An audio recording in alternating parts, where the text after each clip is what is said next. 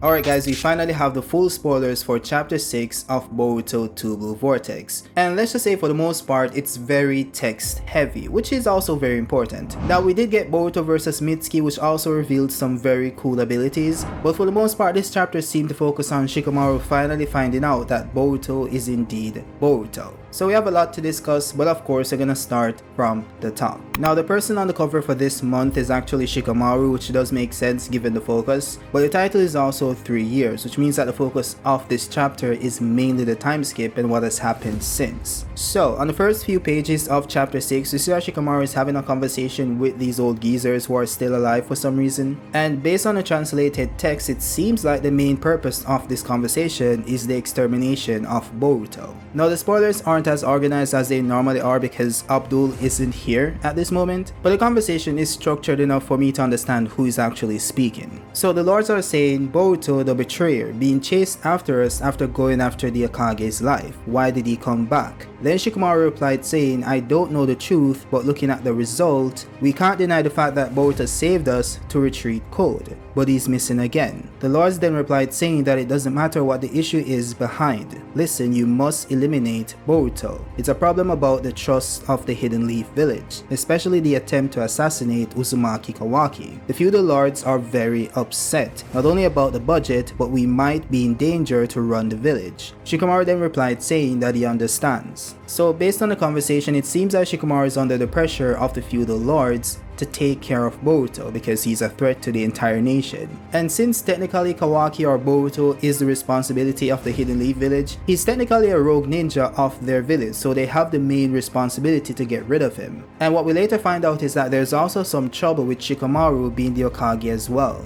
So based on the conversation they're having, it seems that they're saying to him that the 3 years he requested has passed. Just be the 8th Hokage once and for all. If we remain like this, not only the land of fire, but it won't appeal to the other villages as well. And then Shikamaru basically left the room. So it seems that Shikamaru still isn't the appointed Hokage, it's the acting Hokage. So it seems that Shikamaru is holding out hope that Naruto is still alive somehow. And this of course leads back into what happens later on in this chapter with Boruto. Now then switch over to this scene where it seems that Shikamaru is requesting the use of Ino's powers, but for some reason she's a bit hesitant. So Shikamaru then says that I don't want to be heard from the detection team, also Ada and Kawaki and Amado. Listen, don't share this communication with anyone. And as I said before, she was a bit hesitant, so it did require a bit of convincing. But if you guys want to read the entire conversation, I'll leave it on the screen, so just pause the video. Now we then switch over to Ada, Damon, and Kawaki, or Boruto, if you guys want to call him that. And it seems like Ada is basically revealing what she learned in the prior chapters about the Shinju beings. Kawaki then says, awaken the consciousness of the Tentals, and she then says, yes, I don't know why it became like that, but for them, they're transforming into something that's totally different. Kawaki then said, what about Code? Wasn't that guy taking control of it? She then replied saying Code ran away to somewhere else. It's already on a level that he can't handle. Then she says, what's bothering me is their purpose. It's not only going after Boruto and you as Otsutsuki, but also Lord Seventh. I don't know why, but they are going after Naruto Uzumaki's life. And of course Kawaki gets angry because all he cares about is Naruto's life. But she then says, and also my life. And then Kawaki then starts talking about Naruto. So Kawaki doesn't care about Ada, of course he wouldn't care. He's just focusing on Naruto. Then he says, what's the purpose, those bastards? But then he just moves on and says, you know what, who cares? Lord Seventh is in my hands anyways, whoever those guys are. She then informed Kawaki that the only people other than them who knows that Naruto is still alive is Boruto and Sasuke, but no one will believe them because they're criminals. She then goes on to say that if those monsters come looking for the Hokage,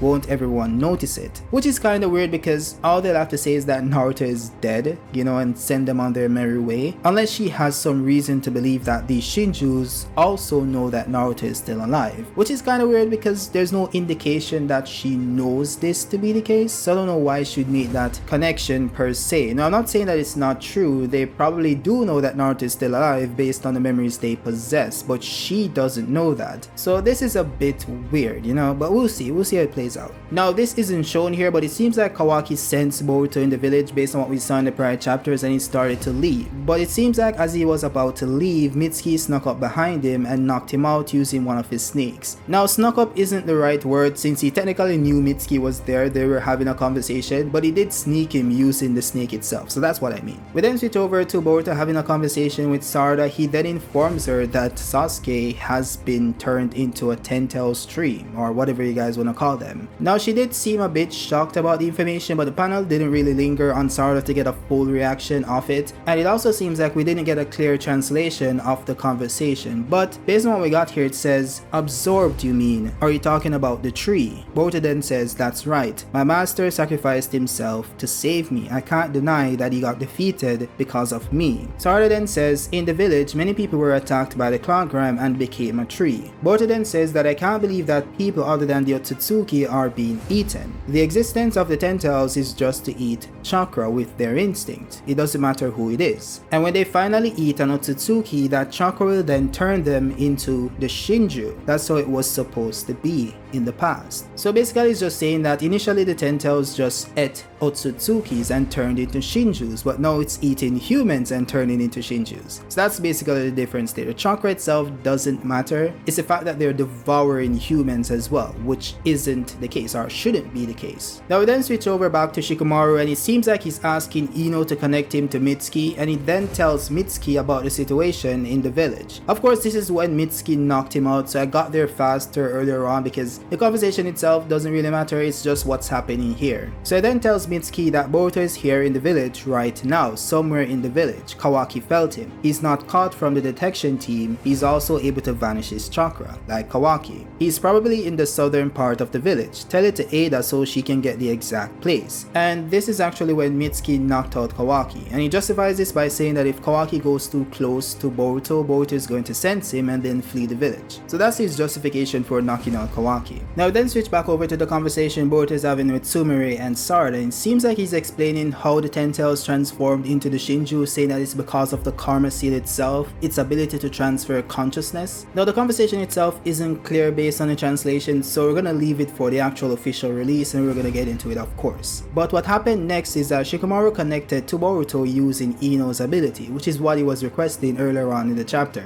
They then have this brief conversation like they're just catching up, which is kind of weird, and then Mitsuki just attacks him out of nowhere. So Shikamaru did send Mitsuki to attack him, then he contacted Boruto and warned him that Mitsuki was going to attack him. Now he later justified this saying that he's the Hokage and he has to act, which is kind of weird. I understand that he has to do something, but that if you're gonna send Mitsuki, at least warn Boruto before you send him, not after you send him. So while they're having this conversation, he's saying to Boruto that he thinks he's Boruto, so it seems that Shikamaru is kind of waking up to omnipotence. Mitsuki just attacks him out of nowhere. So we see that Mitsuki wrapped his snake around Boruto's body. Boruto then used Flying Thunder God to escape by throwing his sword and then teleporting to the sword, which means that the sword has the seal for Flying Raijin.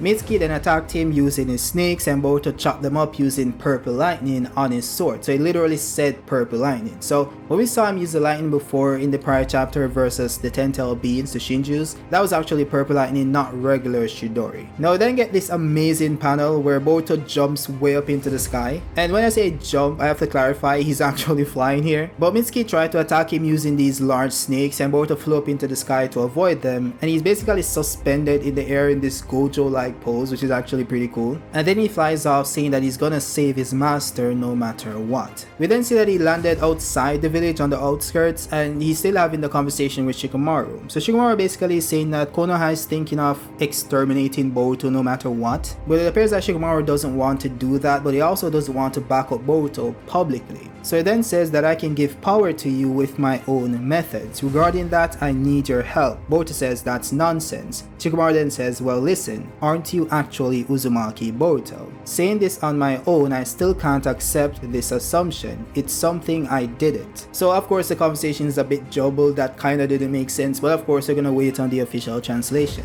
But Boruto then says, I'm pretty far away from the village, Kawaki won't be able to feel me. How long will the conversation last? Shikamaru then says for Ino, she should be able to cover 100 kilometers off the village. What's wrong? Boruto then says, I've got some minor business. It will be a little rough, Mitsuki. So it seems that Mitsuki already called out to Boruto because it seems like he placed this tracker snake on Boruto's body and Boruto didn't notice. The Mitsuki is already at the location, so Boruto has to fight him. So we didn't get much of the Mitsuki versus Boruto in this chapter, but it seems like we're gonna get the full fight next chapter because 1, Kawaki is knocked out, and 2, it doesn't seem like Damon is particularly interested in Boruto's little squabbles. So we're gonna see what happens, but I feel like we're gonna get a full battle between base Boruto and Sage Mitsuki because Boruto says that he won't be going easy. So I'm looking forward to the other chapter. This chapter was mainly just information based, getting acquainted, reacquainted with the characters, providing additional information. And something I did find interesting is the ability to transfer consciousness used in the Karma Seal, which is something we didn't really look into because it does actually do that because it transfers the consciousness from the Otsutsuki to the vessel. So it does seem like we're gonna get something to work with this chapter, like lore wise, but again we have to wait on the official translation to start making theories. Now in regards to Shikamaru, it seems like he isn't the Hokage, which is why we haven't seen a new Hokage face mounted on the monument, which is also why we didn't see Shikamaru's face on the Hokage monument in the time skip where Boruto is fighting Kawaki. So Shikamaru actually never becomes the 8th Hokage, which is fine, I guess, we'll have to wait and see. But this chapter might not be for everyone since it isn't really that exciting, but I think it has some information that if you guys really are interested in Boruto, you'd appreciate it. With that being said, let me know your thoughts on the spoilers themselves and look out for the actual review tomorrow or the day after based on when